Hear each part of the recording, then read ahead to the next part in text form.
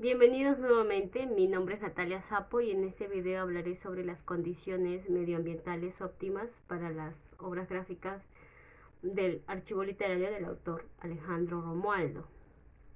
Cuando hablamos de las condiciones medioambientales, nos referimos a 4 agentes ambientales: la temperatura, la humedad relativa, la luz y la contaminación atmosférica. Por lo general hablamos, en cuanto a la contaminación atmosférica, del polvo.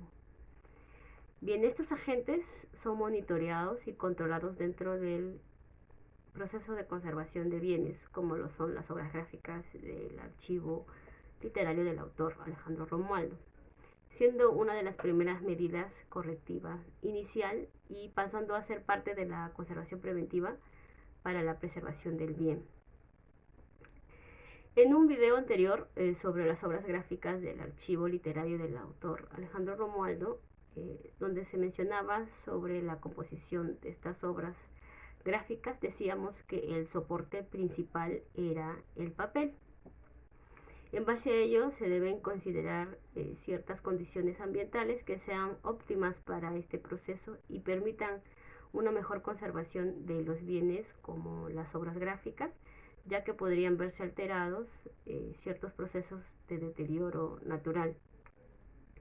En cuanto a la humedad relativa y temperatura, estos deberían mantenerse en valores relativamente estables o constantes, con pequeños cambios, pero evitando grandes fluctuaciones, ya que los cambios bruscos de temperatura y humedad relativa pueden generar fatiga en el material, debido principalmente a que se expande y contrae, afectando la estructura del material o del soporte de las obras gráficas. En cuanto a los valores de estos parámetros, bueno, en el parámetro de la temperatura se recomienda que el valor sea entre 18 a 23 grados, más menos 2 centígrados de temperatura durante el día, y la humedad relativa debe tener un valor de entre 45 a 55%, más menos 3% de humedad relativa durante el día. Cuando dichos valores se exceden, se generan ciertos deterioros en panoramas como las altas temperaturas y humedad relativa estimulan el crecimiento de agentes biológicos, hongos e insectos. Otro panorama, por ejemplo, es una humedad relativa muy baja, menor a 25%, que puede causar resequedad en el papel y volverlo quebradizo.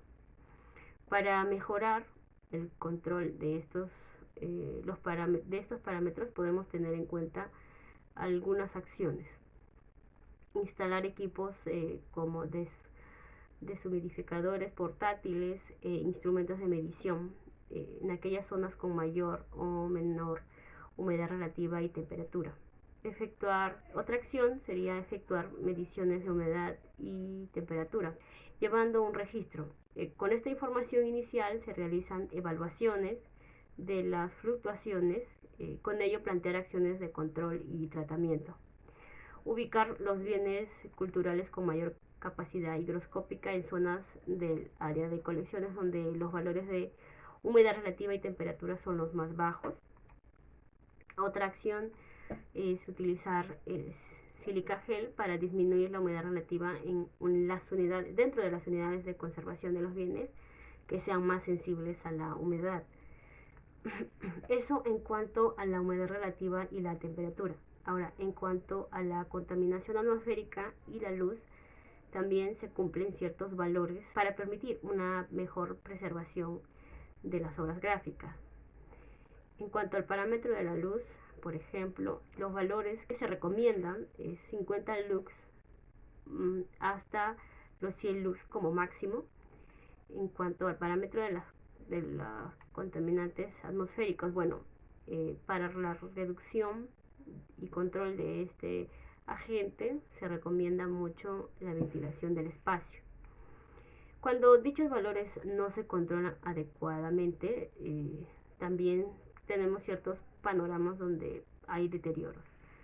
Por ejemplo, con la presencia de contaminación atmosférica se puede generar la catalización de reacciones químicas nocivas que conducen a la formación de ácidos en las colecciones, produciendo amarillamiento, manchas, oscurecimiento y pérdida de resistencia de los materiales.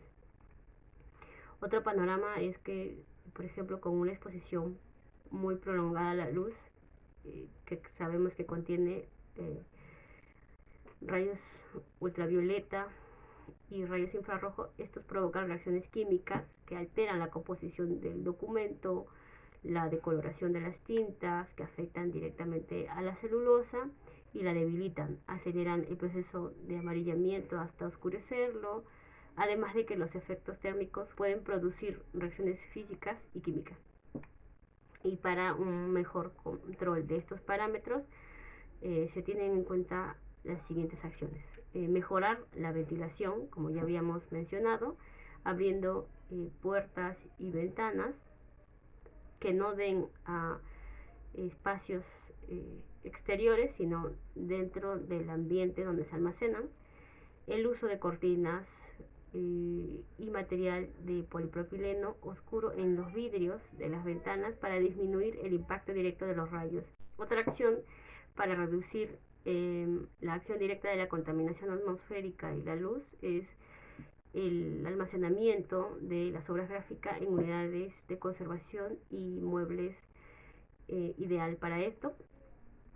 La limpieza periódica de muebles, ambientes y las mismas obras para retirar la acumulación de polvo en la superficie.